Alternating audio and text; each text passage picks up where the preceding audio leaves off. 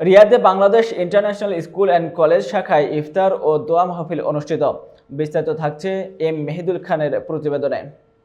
অনুষ্ঠানটি অধ্যাপক জহিরুল ইসলামের সঞ্চালনায় সভাপতিত্ব করেন বিওডি চেয়ারম্যান জনাব মোহাম্মদ সোহাইব।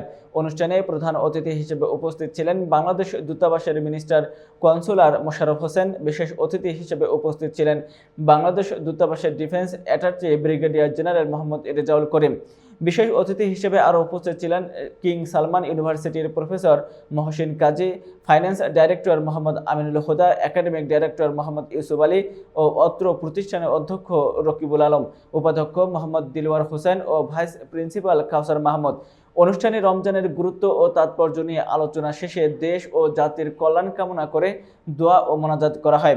অনুষ্ঠানে প্রতিষ্ঠানের অন্যান্য শিক্ষক মণ্ডলী, ছাত্রছাত্রী, অভিভাবক, মিডিয়া কর্মী সহ রিয়াদ কমিউনিটির বিভিন্ন রাজনৈতিক ও সামাজিক সংগঠনের ব্যক্তিবর্গ উপস্থিত ছিলেন।